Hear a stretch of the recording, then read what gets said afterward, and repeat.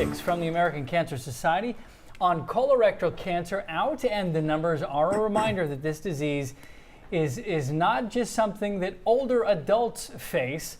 Actor James Van Der Beek's recent death at 48 years old has brought that risk into focus.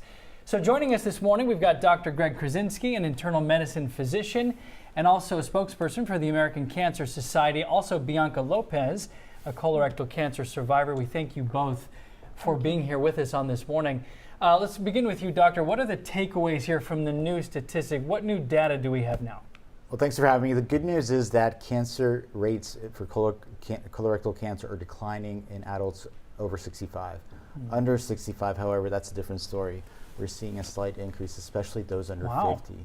About 3% annually it's been looking like, and especially the rectal cancer and the distal colon. And why is that? It doesn't explain, or do we think we know why? We don't have all the answers, but it seems like an exposure to certain things and a lack of some things. So maybe more ultra-processed foods, the obesity epidemic we're having, insulin resistance, these are all compounding. Wow.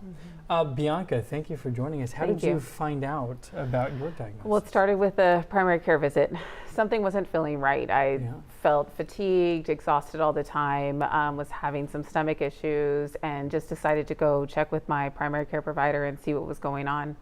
It was shortly after turning 40, and I thought maybe being over 40 and starting to deal with new issues, but it was important to make sure that I had all of the screenings to get tested, and found out I was anemic. And that's one of the main symptoms for colorectal cancer.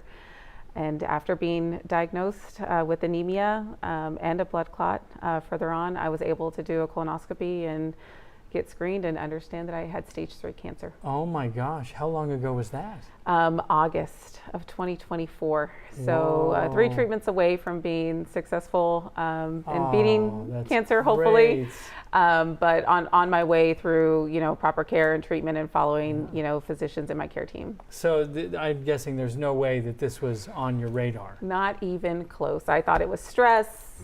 Being 40, something like that, but no, it definitely was something else going on inside. So your invitation to people out there would be what? Get screened. Yeah. If you're eligible, get screened. If you have the opportunity to talk with your doctor, you know your body best. If something's not going right, have a relationship and a conversation with your doctor that you feel supported in, and follow, their guidance, and don't delay. To the doctor's point, some of these things can be preventable and potentially caught early versus being found out late stage cancer, stage 3 or 4. Now, doctor, screening guidelines have changed recently. What should we know about what that looks like? Well, if you're at average risk for colon cancer, you should do a screening at 45. The gold standard is a colonoscopy. There are other screens. There really should be no excuse. If you have more risk factors, such as a first-degree relative under the age of 60, you should make that earlier. If you have 2 first-degree relatives, you should also make that earlier. If you have other health issues like inflammatory bowel disease, you should have that earlier. But generally speaking, the more risks you carry, you should think about having this earlier, or if you have any symptoms, of course. So let's say that I am at high risk. What, if anything, can I do to lower my risk? Well, good question. We have this disease being reduced by a better lifestyle. So get your exercise. That means don't be sedentary. Eat the right foods. Eat a lot of fiber. Don't smoke. Don't drink too much alcohol. These are the basic things. A lot of basics. Okay, any last message for those listening from both of you about what you should do, especially those who have one or more of the risks that you already talked about? I know a lot of people are not excited to do this test, maybe. No, but nobody's excited. I think it's such a lifesaver. It's easy. Do it. If you have polyps, they'll have them removed. I'm already 2 colonoscopies in. I'm so grateful I had it done, and I beg people to do it. It's one of the first things I talk about with patients in my clinic. Yeah. Biggest thing for me is, if you do get diagnosed, find your community. There's so many resources out there for people going through cancer. It's not meant to go alone. Use your family, your friends, your network.